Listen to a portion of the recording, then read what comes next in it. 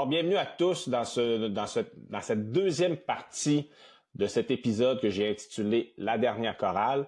Mon nom est Patrick Bourgeois, je suis photographe nature. C'est moi qui produis le balado « L'empreinte sauvage ». Pour ce deuxième segment, j'ai une invitée, Sophie Tessier, que vous voyez qui est là. Je la laisse un petit peu à l'écart quelques instants, juste pour vous faire une espèce d'introduction, étant donné qu'il y a déjà eu une première partie. Je veux vous préciser pourquoi le titre « La dernière chorale », puis je vais vous dire grosso modo qu'est-ce que c'est le balado « Empreinte sauvage ». Je vais commencer avec le titre. La dernière chorale, c'est en lien avec le sujet de cet épisode-ci, qui est la rainette faugrillon. Petit amphibien qui mesure 2-3 cm qu'on retrouve dans le sud du Québec, une espèce menacée. Si vous n'avez pas vu la première partie de cet épisode de la dernière chorale, je vous invite à aller le voir. Je vous mets le lien ici en haut. Vous avez juste à cliquer. Vous allez avoir beaucoup de détails sur l'animal en question et vous allez pouvoir prendre connaissance de l'échange que j'ai eu avec Tommy Monpetit, qui est un grand défenseur de cet animal-là depuis 30 ans maintenant, qui multiplie les efforts afin de le sauver et pour lui assurer un avenir ici au Québec. Dans la première partie, on s'est permis de parler de politique. Dans ce segment-ci, on n'en parlera pas. On a réglé ça dans le premier épisode. On a parlé de ce que ça prendrait pour vraiment venir en aide à cet animal-là en milieu sauvage. Et ça, on a vu qu'avec Tommy, les défis sont très nombreux. C'est un animal qui est ébranlé par les bouleversements climatiques. C'est un animal qui, étant donné que son aire de répartition est au sud du Québec, on parle d'étalement urbain, destruction des milieux humides, destruction des milieux naturels. On parle aussi beaucoup dans les problèmes qui concernent la rainette faugrillon. Il y a aussi beaucoup les espèces invasives, le fait que les bouleversements climatiques perturbent les printemps. Donc, ça oblige cet animal-là à revoir complètement sa stratégie de reproduction. Bref, les problèmes sont très nombreux et pour arriver à quelque chose, Tommy, lui, la solution qu'il préconise, c'est vraiment de protéger les milieux où se trouvent les 4 dernières populations. Parce qu'il en reste vraiment juste 4 dans le coin de Montréal. Il y a une autre population dans l'Outaouais qui est en train de subir ce qu'on a vécu en Montérégie au début des années 2000, c'est-à-dire l'étalement urbain, destruction des milieux humides. Donc la rainette faugrillon là-bas aussi est en recul. Le balado, l'empreinte sauvage. Pourquoi empreinte sauvage? C'est quoi ce nom-là? En fait, c'est que moi, en tant que photographe animalier, ce que je recherche le plus quand je suis sur le terrain, c'est des empreintes, c'est des pistes des animaux, parce que c'est comme ça que je finis par les trouver, savoir s'ils sont dans le secteur, pour réussir à les photographier. Donc, on vient avec l'empreinte sauvage, mais aussi, dans ce balado aussi, on se permet d'aborder des questions, comme je viens de souligner, c'est-à-dire de la politique, donc l'espèce d'exploitation sauvage qu'on fait de notre environnement, de la nature qui est tout autour de nous, donc d'où le nom empreinte sauvage. Mais là, vu que avec Tommy dans le premier segment, ça pouvait donner une petite dose ça affectait le moral un peu parce que les problèmes sont tellement nombreux pour la rainette faugrillon qu'on finit pratiquement par se dire que c'est peine perdue, qu'il n'y a plus rien à faire. Moi, je voulais vraiment finir le traitement de ce cas-là avec quelqu'un qui a un beau projet, qui remet de l'espoir et dans le cœur, qui nous met un baume sur le cœur. Sophie Tessier est biologiste, elle travaille à la CEPAC et eux, ils ont un projet d'implantation d'une population de rainettes faugrillon dans le parc du Mont-Saint-Bruno. On en est rendu là dans les solutions, étant donné que c'est tellement difficile dans le milieu naturel pour la rainette faugrillon, l'humain intervient pour essayer de se trouver une solution en périphérie. Évidemment, ça n'empêche pas de travailler pour la sauver dans le milieu naturel, mais on a cette assurance-là à côté. Alors, je commence par saluer Sophie. Et bonjour Patrick. Ton titre exact, là, parce que là, quand on rentre CEPAC, Tommy, il y avait Ciel et Terre, directeur de. C'est quoi exactement ton titre pour situer les gens? Pour situer, donc, moi, je travaille comme coordonnatrice pour le service de la conservation et aussi de l'éducation. C'est un service qui se trouve que vous allez retrouver dans tous les parcs de la CEPAC. Pour ceux qui connaissent pas la CEPAC, rapidement, ce sont, dans le fond, les parcs nationaux qui se situent au Québec. On en a 24. Et la CEPAC, c'est tout simplement un acronyme, peut-être pour ceux qui écoutent à l'étranger, c'est la Société des établissements de plein air du Québec. Donc, nous, on est ni plus ni moins que les gestionnaires des territoires protégés là, que constituent les parcs nationaux. Et avant de parler vraiment de ton beau projet, qui, moi, là, je le dis en toute transparence, en toute honnêteté, pour avoir passé plusieurs saisons avec la rainette dans les marais, à un moment donné, il faut se trouver une histoire pour se remonter le moral. Puis c'est toi qui me remonte le moral avec ton projet.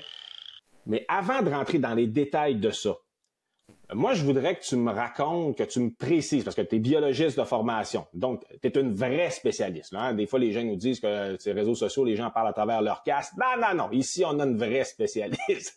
Mais je voudrais savoir, tu veux que tu me racontes comment la rainette faugrillon est rentrée dans ta vie? Comment tu as découvert cette espèce-là? Qu'est-ce qui t'a amené à t'intéresser à elle? Donc, Patrick, pour te dire, moi, ça fait quand même des années, j'oserais même dire peut-être plus de 2 décennies que je travaille dans le milieu, en éducation relative à l'environnement, en conservation.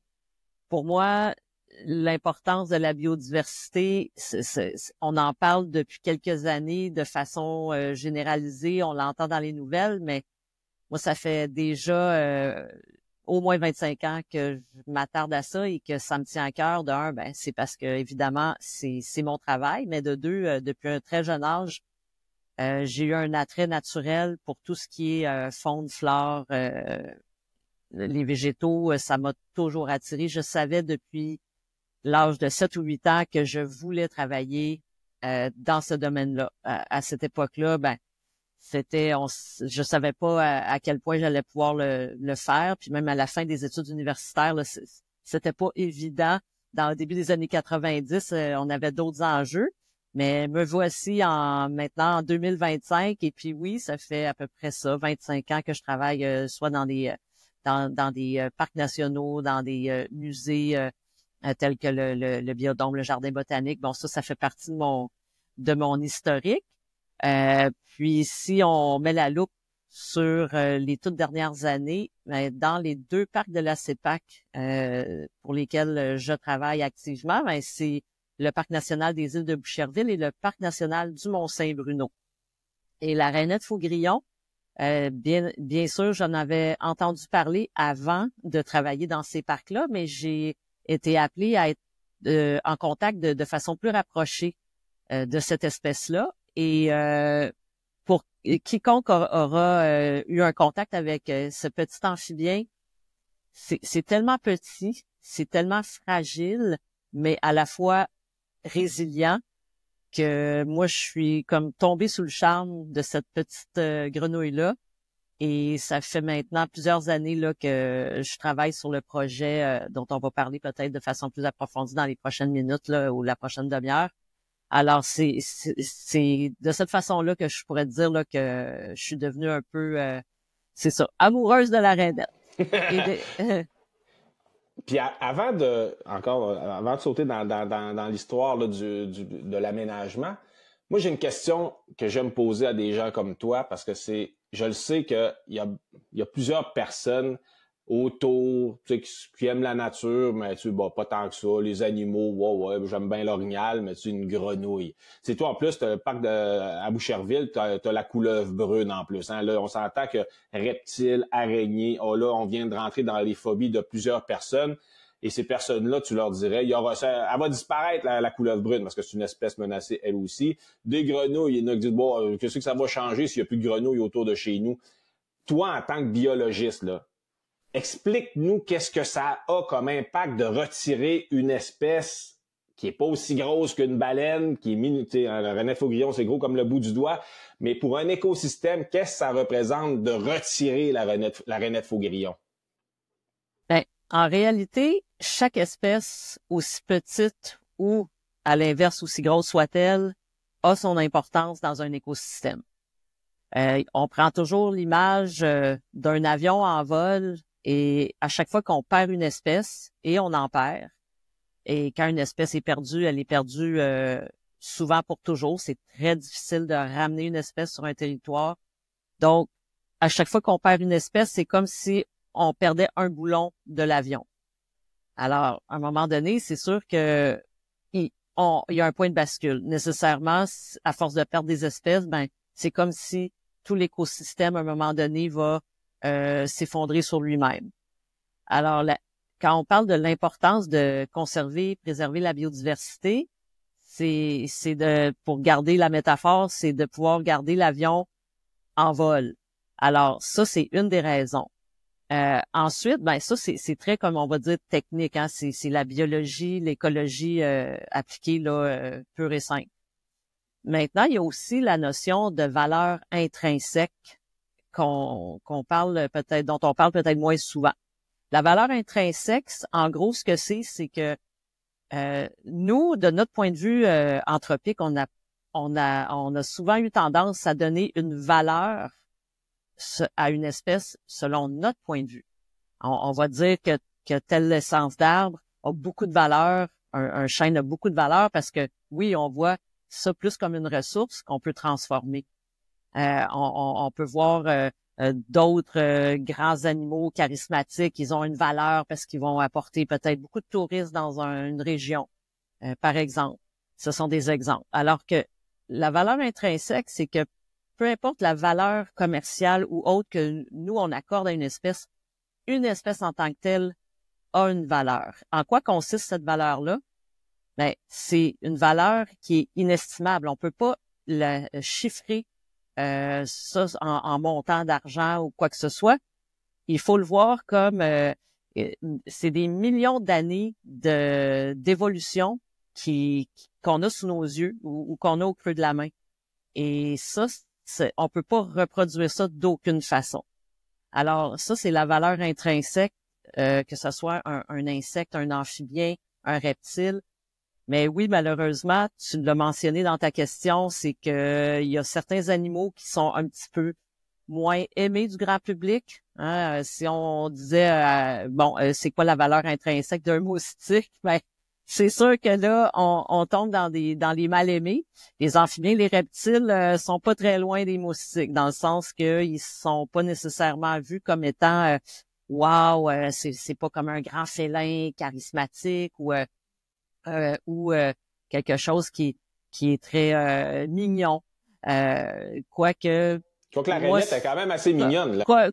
Quoique, c'est ça. Mais il y en a qui vont dire, les amphibiens, tu sais, c'est gluant, c'est froid, c'est pas très attirant. Puis surtout, c'est que la rainette, elle est souvent associée à son milieu, qui sont plus ou moins marécageux.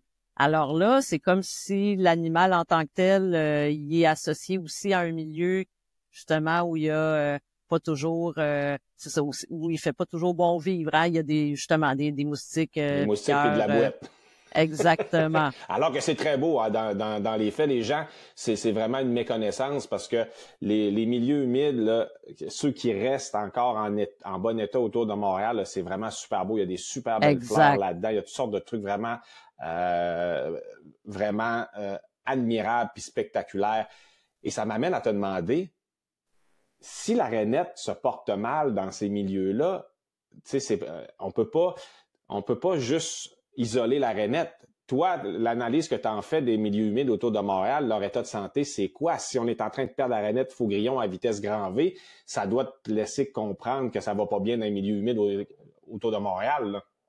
C'est certain que quand on parle d'animaux à statut vulnérable, précaire, c'est certain que dans la très, très, très grande majorité des cas, c'est que en premier lieu, l'habitat ne va pas bien. Si l'animal ne va pas bien, un animal, ça a besoin d'un endroit pour se nourrir, pour se loger, pour se reproduire. Donc, quand une population diminue, généralement, on regarde à plus large échelle l'habitat, puis on se rend compte que, il y a eu des changements dans l'habitat, il y a eu une réduction de l'habitat, et c'est ce qui se passe en ce moment avec la rainette Faugrillon. Donc, on a des spécialistes là, et puis des faits historiques qui racontent que la rainette Faugrillon, dans les années 60, elle était partout. On entendait la rainette Faugrillon chanter à peu près partout là, entre Montréal et on va dire jusqu'à Granby. Donc aujourd'hui, entendre de telles chorales, surtout ce trajet-là, on ne peut plus le faire. Par contre, c'est ça, c'est que ça va de pair avec la destruction des milieux humides, mais il y a aussi d'autres enjeux qui surviennent dans les dernières années qui sont inquiétants, comme par exemple le réchauffement climatique. Ça, pour les amphibiens, c'est sûr que ça joue. Ils sont dans des milieux humides et donc très sujets à des changements importants. Ils sont un petit peu comme les sentinelles, justement, d'un environnement changeant. Alors, il y a plusieurs facteurs. C'est multifactoriel, là, je dirais, là, par rapport à la problématique que vit la rainette Faugrillon en ce moment. Puis là, tu vas voir que je t'ai pas posé cette question-là d'une manière innocente. Là, on a établi que l'habitat qui demeure pour la rainette Faugrillon, ça se passe pas bien. Est-ce que c'est pour ça que vous avez décidé, vous, toi puis ton équipe, tu me diras exactement avec qui tu travailles dans ce projet-là, là, mais si c'est la raison pour laquelle vous n'avez pas décidé de réintroduire des rainettes directement en milieu sauvage, puis que vous avez plutôt décidé de faire une introduction d'une population dans un environnement complètement contrôlé par toi puis ton équipe? Ouais, c'est une excellente question. Ben peut-être pour un peu expliquer brièvement le projet, c'est que au Parc national du Mont-Saint-Bruno, on a créé, dans le fond, on a recréé des étangs et c'était justement dans le but d'accueillir et de faire profiter certains individus qu'on ramènerait dans le parc. Parce que historiquement, il y avait des populations pas très loin. Alors ça, c'était la première chose à vérifier. Mais c'est sûr que idéalement, ben avant de faire un tel projet, la première chose à faire, c'est de conserver ce qui est naturel, parce que recréer la nature, c'est très difficile. Donc, si on veut garder les milieux humides qui sont naturels en ce moment, ben oui, c'est la première chose à faire. Mais si on n'est pas en mesure de le faire, si la destruction a eu lieu, puis que là, on s'en rend compte par la suite, ben la chose que nous, on pouvait faire comme parc national, c'était de proposer justement un projet de soutien à la population de rainettes, parce que oui, il y a un plan de rétablissement au Québec, mais là, ça s'insère en fait dans ce plan-là, mais c'est vraiment un soutien à la population restante. Ça, c'était le but du projet, de créer ça dans un parc national. Puis, le but de créer ça dans un parc national, c'est que justement, la menace première de destruction serait donc normalement écartée là, à perpétuité.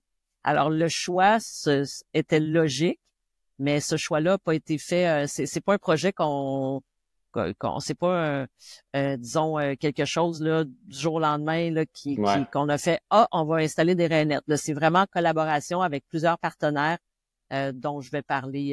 C'est ça, je veux savoir, c'est qui les partenaires, c'est qui est exactement impliqué dans ce dossier-là, là? C'est sûr qu'il y a le ministère. Autrefois, c'était le ministère Forêt, Faune et Parc. Aujourd'hui, bon, le nom a changé, c'est le ministère de l'Environnement, de la lutte contre les changements climatiques, de la faune et des parcs.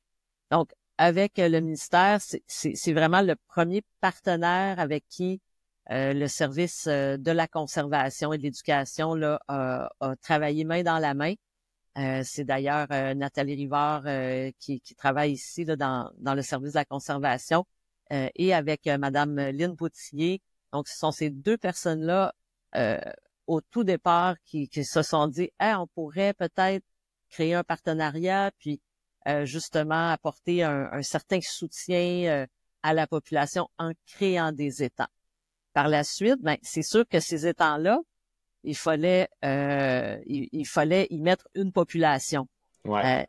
Alors, comment inventer des rainettes qui sont justement en diminution en termes de nombre.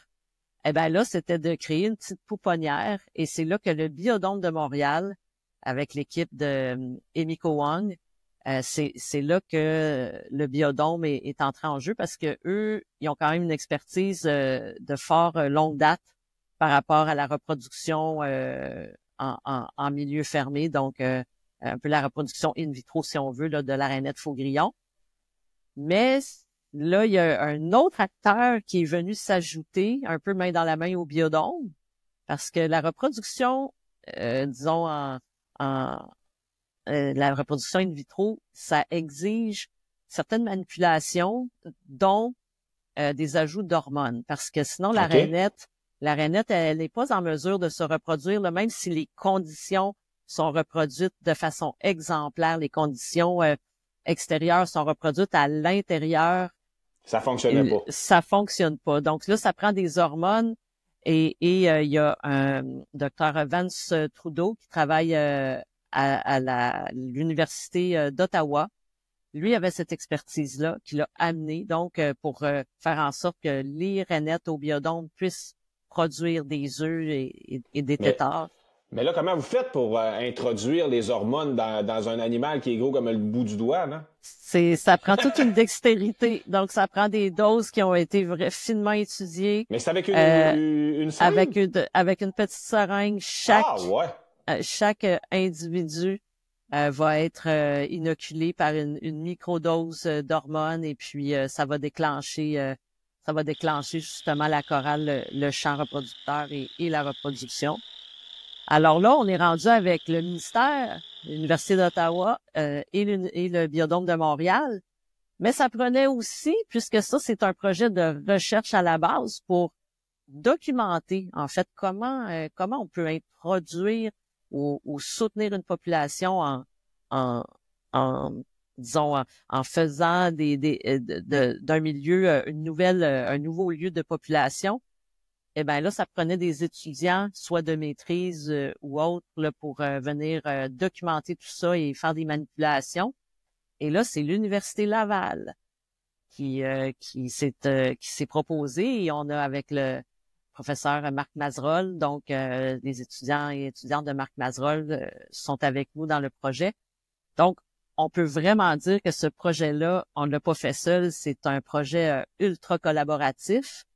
Et c'est depuis, en fait, les premiers métamorphes, donc les premières petites rainettes à avoir été mises dans les étangs, ça a été en 2021.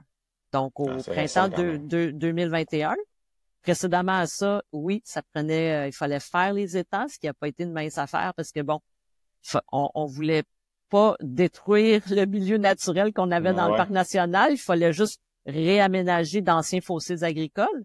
Mais tout de même, là, ça a pris un certain temps pour s'ajuster, là, peut-être 2 à 3 ans pour s'ajuster par rapport à la profondeur d'eau, parce que la rainette, elle a des petites préférences assez singulières, alors il faut respecter ce qu'elle préfère.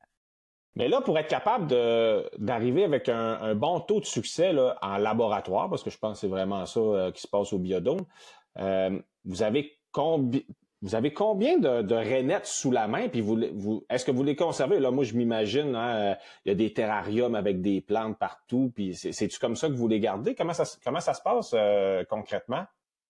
Concrètement, c'est que l'équipe du Biodôme va récolter en nature quelques individus reproducteurs. Okay. Donc, des mâles et des femelles qu'on va mettre ensemble là, au Biodôme.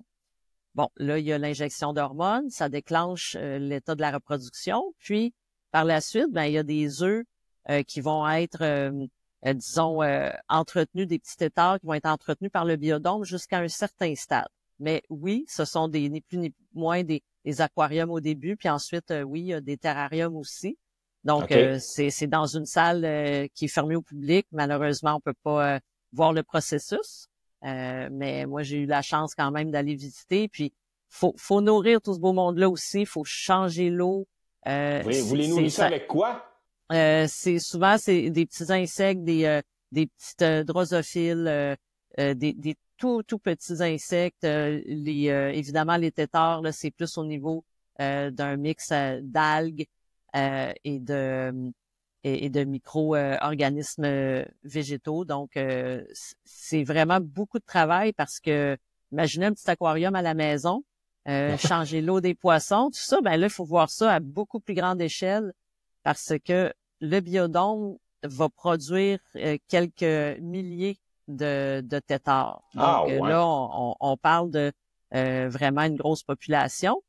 Parce qu'il faut savoir que, ben, comme c'est pas parce que c'est à l'intérieur ou quoi que ce soit, c'est que le processus normal, c'est qu'il y a toujours un petit peu de mortalité à chaque stade. Ouais.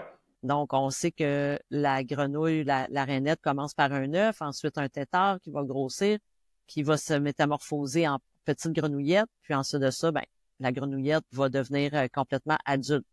Mais à chacun de ces stades-là, il y a toujours un peu de mortalité, même si au biodôme, ces animaux-là sont pas, c'est des conditions ultra parfaites, sont pas soumis à la prédation, sont pas soumis aux aléas tellement de température ou d'écart de température trop fort. Mais malgré tout, il y a toujours un petit peu de mortalité. Ce qui fait qu'au bout du compte, ben, on a quand même plusieurs têtards qui, à un certain stade, nous parviennent au parc national. Donc, on reçoit vraiment un colis de têtards. OK, vous les mettez vraiment au stade du tétard, pas des grenouilles adultes. Ben, c'est ça, c'est qu'il y a un autre stade. Okay. Ces rainettes-là, ils ont un long parcours devant eux. Donc, quand ils partent du biodôme, ce sont des têtards quand même assez robustes. Ils arrivent au parc. Mais nous, on relâche pas les têtards directement dans les étangs. Okay. Ils passent par un autre stade qu'on appelle le stade des mésocosmes. Les mésocosmes, à quoi ça peut ressembler? C'est, dans le fond, c'est des grands bacs avec de l'eau. Et les têtards vont rester dans ces bacs-là sous surveillance un certain moment. En fait, jusqu'à temps qu'ils se métamorphosent. Pour les protéger finalement des prédateurs puis des problèmes qui pourraient survenir directement dans l'étang. Il y a un peu de ça, mais il y a aussi qu'on fait une étude en ce moment à savoir justement dans un étang combien on doit en mettre. C'est pas documenté vraiment dans la littérature. Est-ce qu'on doit en mettre 10 000? Ben, si on en met 10 000, peut-être qu'il va y avoir de la compétition. Est-ce qu'on en met juste 10 parce que là, ils auront tout l'espace, mais 10, ben, probablement qu'ils vont disparaître vite parce qu'il y aura sûrement de la prédation. Alors là, on étudie aussi par rapport à la densité de têtards dans X litres d'eau. Ben, c'est quoi le meilleur taux de survie? Puis à la métamorphose, est-ce qu'ils vont être plus robustes, plus petits, plus faibles? Alors ça, c'est documenté aussi. Mais toujours est-il que cette étape-là, elle sert quand même à justement contrôler la métamorphose. Puis une fois que à chaque jour, pendant le temps de la métamorphose, à chaque jour, on passe à travers tous les bacs, puis on regarde, est-ce qu'il y a eu un tétard qui s'est métamorphosé? Si oui, là, tout de suite, il est amené aux étangs et c'est là qu'il va commencer sa vraie vie, on va dire, sauvage, entre guillemets. Là, on a des conditions qui sont parfaites pour la reproduction au biodôme. Vous, les scientifiques, là, vous regardez tout le processus pour avoir les meilleures conditions possibles pour en introduire le plus possible dans vos étangs. Moi, tout d'abord, je pensais qu'il y en avait juste un étang, mais là, à t'écouter, je comprends que vous avez fait plusieurs étangs. Oui. L'habitat que vous avez façonné pour que ça soit le plus productif possible pour les rainettes, décris-moi donc à quoi ça ressemble ces étangs-là. Ben, les paramètres étaient quand même assez... on recherchait des paramètres qu'on retrouve qui sont représentatifs des populations naturelles. Donc, c'est documenté. On est allé voir sur le terrain. Qu'est-ce qu'elles aiment quand une population va bien en nature? Qu'est-ce qu'il y a autour? La profondeur d'eau varie de combien à combien, etc. Donc, nous, ce qu'on a choisi, c'est un endroit qui n'est pas accessible à la clientèle, donc qui est vraiment elles sont protégé. Tranquilles. Elles peuvent se reproduire, chanter bien tranquillement, sans peur d'être piétinées. quel luxe dans son aire de répartition où il y a des hélicoptères, des camions, des bicycles, des motos, des 4 roues. Là, sont tranquilles. Exactement. Elles ont vraiment le lieu parfait. Et puis, je dirais que, bon, si on s'imagine un large fossé agricole, il faut savoir que, historiquement, le parc national du Mont-Saint-Bruno, il y avait des terres agricoles autour de la montagne. Alors, ça, ces terres-là ont été laissées en friche depuis très longtemps. Okay. Donc, on peut s'imaginer un milieu semi-ouvert. Alors, il y a des arbres qui ont poussé, des bouleaux, des peupliers, d'autres types d'arbres, quelques-uns. Il y a beaucoup d'herbes hautes. Et nous, ce qu'on a fait dans le fond, c'est tout simplement agrandir, élargir ce fossé-là agricole avec une pente très douce de chaque côté. Et ensuite de ça, on a laissé on a ressemé une végétation indigène et là, on a laissé la végétation libre. Donc, tout est renaturalisé en ce moment. Et l'eau, tout simplement, elle provient de la montagne. Alors, c'est de l'eau de pluie qui va remplir l'étang. La seule chose qui est, disons, artificielle dans l'étang, c'est un tuyau d'évacuation. Parce que la rainette, elle aime vraiment un étang qui est pas trop profond. Et ensuite, il va s'assécher presque totalement ou totalement rendu là, disons, fin juin. Pourquoi? C'est que cet amphibien-là, il se métamorphose assez vite. Dans la nature, là, on voit que, bon, c'est dans les premières grenouilles à chanter, à faire des œufs. Mm-hmm. Puis la métamorphose va se dérouler quand même assez rapidement. Alors, elle n'a pas vraiment besoin d'un étang là jusqu'au mois de septembre. Et quand il choisit des étangs temporaires comme ça, un étang vernal, c'est que ça va empêcher souvent d'autres types d'amphibiens de s'installer là, comme la grenouille verte, par exemple. Qui la mangerait. Qui est un prédateur. Hein? Il faut savoir qu'il y a des amphibiens qui sont prédateurs d'amphibiens. Et la rainette faux-grillon, elle est tellement petite que oui, elle est sujette à être prédatée par les wawarons, la grenouille verte, etc. Donc, là, ces étangs-là, c'est ça. Faut s'imaginer que nous, on a mis un tuyau pour évacuer l'eau quand le niveau d'eau est vraiment trop élevé, ce qui fait qu'on garde une profondeur assez similaire tout au long de la saison de reproduction. Puis après ça, tranquillement, ça s'assèche. Et on a 4 étangs de cette nature-là. Et donc, on peut penser à, oui, il y a un des étangs, on l'a fait à côté d'un endroit où il y avait un petit peu plus d'arbres, un petit peu plus d'ombre, pour voir est-ce que elle préfère un type plutôt qu'un autre. Mais somme toute, ils sont vraiment rapprochés, c'est dans le même milieu. Puis ce qui est très intéressant, Patrick, c'est qu'on a remarqué au fil des années, donc depuis 2021, qu'il y a des rainettes qui voyagent entre les étangs. Ah ouais, parce que au tout début, il y avait un étang qu'on n'avait pas ensemencé, puis le printemps suivant, ça chantait. Alors, on voit qu'il y a du déplacement. Ça, c'était aussi un des paramètres d'étude du projet. Puis, le taux de succès, tu l'évalues comment? Parce que là, ça fait quelques années. Ça fonctionne-tu? Parce que là, tu me dis que tu reçois des milliers de têtards. Je sais pas combien exactement vous en mettez dans l'étang, mais tu trouves-tu qu'il y a une progression de ta population? Ça stagne, un déclin? C'est quoi l'évaluation que tu en fais à ce moment-ci? Tu vois, grosso modo, je n'irai pas dans tous les détails des chiffres, mais grosso modo, à chaque année, on va dire qu'on reçoit autour de 1000 têtards. De ce nombre-là, il y en a à peu près, je vais dire, entre 30 et 45% qui réussissent à se métamorphoser. Okay, puis à se rendre jusqu'aux étangs. Donc, tu vois, on a eu en 2021 à peu près 500, pour être précise, là, 529 métamorphes qui ont été mis dans vrai, là, 529. 529. En 2022, c'était 571. En 2023, on a eu 830 parce qu'on avait plus de têtards. Donc, 830. À chaque année, on dit qu'on met entre 500 et 800 petites grenouillettes dans les étangs.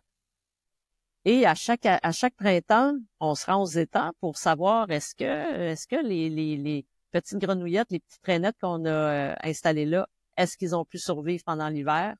Et est-ce qu'ils ont l'instinct de reproduction? Parce qu'elles sont quand même nées en laboratoire. C'est ça qu'il faut. Faut se souvenir du processus. Mais je te dirais oui. Les rainettes, assurément, d'année en année, les petites corals qui étaient très faibles au début, l'année passée, par exemple, au printemps 2024, donc il y a un peu moins d'1 an, ça chantait très bien. Et on voit que ça commence à s'installer de façon naturelle. Mais oui, durablement, là. Oui, mais on va continuer à en mettre encore en 2025. On va continuer. Ce projet-là, combien de temps il va devoir être poursuivi pour qu'on puisse dire, OK, le projet en tant que tel, c'est un succès? Ben, c'est sûr que on pourra pas soutenir ça de façon pendant 20 ans. Là. Ça serait étonnant. Ça coûte des sous. Faut pas se le cacher. Ouais. Mais c'est peut-être après 10 ans, après 12 ans, après 15 ans. Moi, je me dis, dans 15 ans, j'aurai certainement l'âge de la retraite. Si à l'âge de la retraite, je vais me promener près des étangs un printemps puis que ça chante de façon satisfaisante, ben je vais me dire, waouh, c'est un succès. Mais tu sais, un succès, c'est aussi garant de, justement, de tout ce qui se passe avec le climat. Ça dépend des changements dans l'environnement. Est-ce que ces rainettes-là qui vont s'être reproduites d'année en année pour les 15 prochaines années, espérons que ça va durer jusque-là, est-ce qu'elles vont s'adapter à tous ces changements-là qu'on vit en ce moment? On le voit, là, qu'il y a des changements dans le niveau de précipitation, dans les chaleurs hâtives au printemps, etc. Donc, c'est à voir. C'est pour ça que le projet est intéressant, parce que on sait exactement, à partir du jour 1, on sait exactement combien on a mis de rainettes à chaque année, et on va poursuivre l'étude de ce cas-là pour le documenter, pour peut-être l'exporter ailleurs. S'il y en a qui se disent, moi j'ai un terrain, je veux faire quelque chose, ça sera documenté à ce moment-là. C'est ça, c'était vers là que je m'en allais. À partir du moment où vous allez convenir que ce que vous avez élaboré dans le parc du Mont-Saint-Bruno, ça fonctionne, que c'est devenu une population qui fonctionne par elle-même, est-ce que vous avez le plan d'utiliser les connaissances développées au biodôme pour commencer de la réintroduction en milieu naturel avec tous les je vais mettre danger entre guillemets, mais les risques que ça implique, parce que tu sais, on entend parler, là, moi je me rappelle jamais du nom, mais le champignon là, qui a ravagé les populations d'amphibiens en Amérique du Sud, il paraîtrait qu'il y en a des traces ici au Canada, puis il paraîtrait même que vous en avez vu sur certaines rainettes au biodôme. Quand on commence à... Tu sais, quand l'humain, il prend la place de la nature, des fois, il est bien intentionné, mais c'est pas toujours parfait. Ce que quand vous implantez ces grenouilles-là qui partent du biodôme chez vous, est-ce que vous faites attention à ce champignon-là? Est-ce que vous avez un protocole par rapport à ça? Puis est-ce que ça serait possible de prendre de ces grenouilles-là puis d'aller carrément en milieu naturel, sauvage, les mélanger avec des populations dites indigènes? Uh-huh. Ben, tu vois, le champignon dont tu parles, c'est le chytridium, donc on peut dire chytride. Ça, c'est un champignon complètement naturel. Je veux dire, ce champignon-là, il est présent, c'est pas nouveau, il est présent dans l'environnement depuis longtemps. Mais justement, par rapport aux grandes chaleurs hâtives, tout ça, ben ce champignon-là, des fois, il peut devenir plus opportuniste. Et affaiblir le système immunitaire et voire même causer de la mortalité là chez les amphibiens. Mais oui, nous, depuis donc 2021, on a remarqué un cas, une rainette qui semblait une rainette là sur les plusieurs centaines là, dont on parlait, qu'on a remarqué quelque chose d'anormal. Hein. Souvent, il va y avoir comme une petite rougeur au niveau des pattes, puis un port anormal de l'animal. Tu sais, tu te dis, voyons, il se tient pas normalement, c'est anormal. Mais bon, ça, c'est sûr que ce champignon-là, il peut se développer dans l'environnement puis créer de la mortalité. Mais ta question, c'était est-ce qu'on pourrait, disons, prendre la recette du Parc national du Mont-Saint-Bruno, Puis envoyer ça dans le fond rouge, admettons, là. Ouais, c'est ça, prendre ces rainettes-là. Ces rainettes-là, en fait, il faut se rappeler que les parents, les reproducteurs, viennent des populations naturelles. Donc, ils ont la bonne génétique. D'ailleurs, on fait attention justement à prendre de la génétique d'un même bassin versant. Ça, c'est important pour pas justement altérer la génétique qui, si la population se porte bien dans un milieu naturel, c'est que la génétique est adaptée à ce bassin versant-là. Alors, il faut rester avec la même génétique. Ça, c'est super important. Éventuellement, j'imagine que oui, on pourrait exporter cette recette-là. Mais comme je le disais au début de notre conversation, c'est un peu comme, disons, une béquille qu'on apporte à une population qui est très vulnérable en ce moment, qui est très précaire. Mais la meilleure solution, c'est d'essayer d'intervenir le moins possible en réalité. Ça, c'est la solution numéro 1. Donc, c'est quoi? Qu'est-ce qu'il faut faire? C'est garder les milieux humides. C'est ça la vraie solution. Alors, moi, je te dirais que un milieu qui va très bien, tu parles de fond rouge, un milieu qui va bien comme ça, je pense que ça serait contre-indiqué pour le moment de dire, hey, on en met 2000 de plus, puis tout ça, parce qu'il faut pas oublier que la compétition intraspécifique, donc les rainettes entre elles, ça pourrait aussi arriver. Donc, la densité de population, elle s'autogère dans un écosystème naturel. N'allons pas bouleverser cet équilibre-là. Là. Dans un monde idéal, finalement, si je te comprends bien, c'est que le Mont-Saint-Bruno serait connecté avec d'autres milieux où la rainette pourrait s'implanter par elle-même, que le Mont-Saint-Bruno déborde finalement.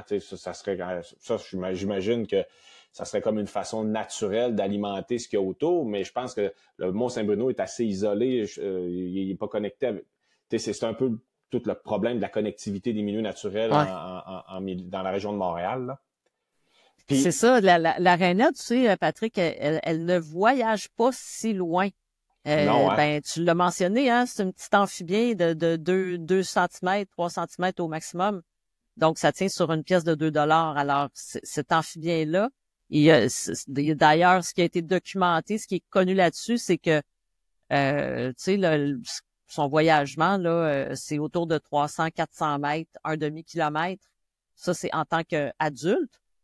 Après, oui, tu peux avoir par les eaux d'écoulement, les eaux de ruissellement, tu peux avoir, disons, des têtards, des œufs qui vont voyager. Mais effectivement, oui, c'est sûr qu'éventuellement, s'il y a un autre milieu propice à proximité du parc national, oui, je dis pas que ça pourrait pas arriver. Par contre, si on regarde du haut des airs ce parc-là, ben, il est quand même un petit peu enclavé à travers différentes municipalités. Alors, il faudrait, encore une fois, on revient toujours à la base, il faudrait avoir un milieu qui demeure naturel, qui demeure enclin à recevoir des rainettes qui voudraient peut-être justement, disons, se disséminer. Mais se disséminer quand tu n'as aucun habitat, c'est très difficile. En terminant, là, on a regardé, bon, tu connais déjà toute la situation, là, ce que Tommy soulignait, tu connais tout ça, tu connais tous les défis naturels, la pression humaine sur cette espèce-là, forte de ton expérience avec ton projet d'implantation d'une population dans le Mont-Saint-Bruno.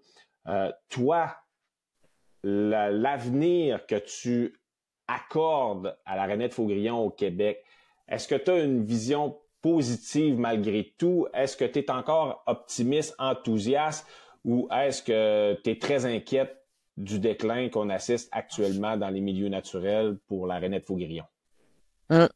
C'est une excellente question. J'ai toujours eu, sans nécessairement porter de lunettes roses, j'ai toujours eu un petit côté qui penche plus vers le positif parce que sinon, pour le nombre d'années investies dans cette carrière-là, je pense que j'aurais été découragée plus souvent qu'à mon tour. Alors, peut-être que ce petit côté-là plus positif m'a aidé à traverser les nombreux défis qu'on a eus dans le passé et encore aujourd'hui. auxquels on fait face, il y en a plusieurs. Je vais te dire que je demeure optimiste par rapport à une chose qui a changé dans les dernières années. C'est que je remarque que les médias, que le grand public s'intéresse à cette espèce-là. Puis le capital de sympathie, je trouve qu'il a augmenté. Je sais pas si c'est juste moi, mon regard par rapport à mon propre intérêt sur la rainette, mais il me semble que oui, on ouvre les journaux, on entend régulièrement parler de la rainette, parfois en mal, parfois en bien, mais bon, il y a un adage qui dit parlons-en en mal, parlons-en en bien, mais parlons-en, alors on en parle. Et ça fait en sorte que je pense que les gens deviennent de plus en plus conscients que cette espèce-là, elle vit, c'est une espèce fragile, elle vit une précarité historique. Et j'ai l'impression que les gens ont un petit peu adopté cet amphibien-là. C'est une espèce parapluie. Donc, si on protège la rainette, on protège éventuellement, pour faire un lien peut-être très éloigné, mais on protège peut-être même nos villes des inondations qu'on vit dans les 2-3 dernières années. Parce que quand on protège les milieux humides, on protège aussi on protège ces lieux-là qui sont des éponges pour les pluies diluviennes. Quand on n'a plus d'éponges en pourtour d'une municipalité, d'une ville, ben on vit des inondations et avec les pluies diluviennes, on connaît les résultats. Alors, j'ai l'impression que pour toutes ces raisons-là, et parce qu'elle est très mignonne, qu'elle est toute petite sans défense, je pense que la rainette faux-grillon pourrait être au milieu humide ce que le beluga est au Saint-Laurent, par exemple.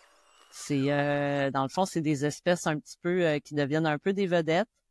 Et dans mon fort intérieur, je me dis ben peut-être que notre équipe ici à la CEPAC, parce que là tu m'interviews moi, mais autour là il y a une panoplie de personnes qui s'impliquent encore au parc pour cette espèce-là et sans mentionner aussi tous les partenaires. Là, j'ai mentionné le Biodôme, mais au Biodôme même, il y a toute une équipe derrière la rainette. Donc, tout ça fait en sorte que moi, j'ai comme un oomph positif. J'ai une belle lueur d'espoir qui m'habite. Mais oui, j'aimerais savoir que autour, il y a des efforts qui se font pour protéger nos marécages, nos étangs. Même nos étangs temporaires, ils doivent demeurer intacts. C'est super important. Hein, dans la nature, il n'y a rien d'inutile. Ceux qui pensent que les moustiques servent à rien, ils ont beau être insignifiants, tout petits, puis bien fatigants, sont ultra importants. Du plus petit au plus gros, les animaux sont tous nécessaires. Les milieux de vie le sont tous autant. Les milieux humides, les marais, faut apprendre à les redécouvrir parce qu'ils rendent de fiers services, oui à nous, mais juste pour leur utilité pour dans la nature. Voilà. Ben oui, c'est sûr. Dans la chaîne alimentaire, effectivement, c'est d'une utilité assurée. Mais donc c'est ça. Moi, je mise vraiment sur encore une fois l'éducation, partager les connaissances et l'importance là de la rainette et de son milieu. Puis moi, ce qui me remonte le moral, ben, c'est des gens comme toi, ton équipe, des gens qui multiplient les efforts pour essayer de changer les choses, même si souvent on a plus de mauvaises nouvelles que de bonnes. Ben, au moins, il y a des gens au front qui s'assurent qu'on est en train de protéger l'essentiel. Et pour ça, je te dis un énorme merci pour ton engagement. Et je te dis aussi un énorme merci pour avoir accepté mon invitation dans cet épisode-ci, la dernière chorale de mon balado, L'Empreinte sauvage. Je te dis un grand merci. Transmets mes salutations à toute ton équipe et mes remerciements. Et pour nous, ben, mes chers amis, ben, on se revoit dans un prochain épisode. Merci, à la prochaine. C'est moi qui te remercie, Patrick, et toute l'équipe te salue. Merci à Empreinte sauvage. Merci, salut.